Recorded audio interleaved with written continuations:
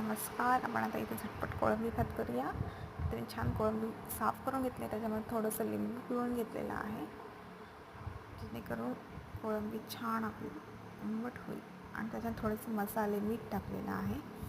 तसंच अद्रक लसूण पेस्ट, थोडीशी कोथिंबीर टाकलेली आहे.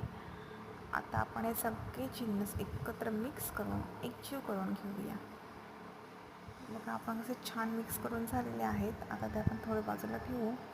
इथे मी कांदा, टोमॅटो, मिरची सगळं काही चिरून ठेवलं आहे. भात भिजत घातला आहे. कढईत तेल टाकलं आहे. त्यासोबत थोडेसे काही खडे मसाले टाकले आहेत. ते छान आता गरम तेलामध्ये छान परतून घेऊया. ते छान परतून झाले की त्याच्यामध्ये चिरलेला कांदा आणि मिरची टाकायचं आहे. ते गोल्डन होतपर्यंत आपल्याला शिजवून घ्यायचं आहे. त्यासोबत टोमॅटो टाकून घ्यायचं आहे. कांदा टोमॅटो छान आता तेल सोडत चाललेले आहेत. छान शिजत आहेत. आता त्यासोबत आपण मिक्स केलेल्या कोळंबीचा मसाला टाकायचा आहे. सोबत त्याचं थोडंसं पाणी देखील टाकायचं आहे, जेणेकरून त्याचा चांगला फ्लेवर येईल. आता हे सगळं आपण चांगलं कांदा टोमॅटो छान मिक्स करून घ्यायचं आहे, जेणेकरून मसाला सगळीकडे लागेल. छान मिक्स करून झालं की आपल्याला 5 मिनटासाठी शिजवत ठेवायचं आहे.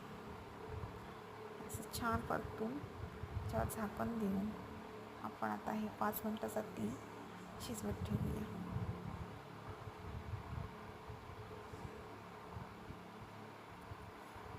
5 मिनटं झालेली आहेत. कोळंबीने पाणी सोडलेलं आहे. आधी कोळंबी आपली शिजलेली देखील आहे. आपण आता आणखी 5 मिनटं ती शिजवूया. आता बघा, कोळंबीने छान तेल सोडलं आहे. 10 मिनटात आपली कोळंबी शिजलेली आहे. आता आपण याच्यामध्ये भिजत घातलेले तांदूळ टाकूया. हे तांदूळ आपण छान साफ स्वच्छ धुवून भिजत घालून ठेवले होते, ते टाकून घेतलेले आहे. तर ते छान मिक्स करूया कोळंबीमध्ये. ते छान एकजीव झाले की आपण तांदळाच्या दीडपट त्याच्यामध्ये पाणी टाकणार आहोत आणि हे आपण मिडियम फ्लेमवर 15 मिनटासाठी शिजत ठेवणार आहे. आणि राहिलेले 5 मिनटं आपण त्याच्यावर बारीक गॅसवर ते छान एकदम शिजत ठेवणार आहोत. आता पुढे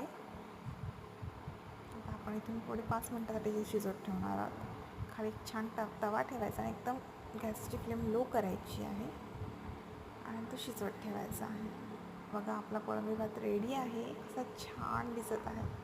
कलर देखील छान आलेला आहे. सुगंध तर अप्रतिम आहे. चांगल्या प्रकारे भात शिजला आहे. तुम्हाला दाखवते.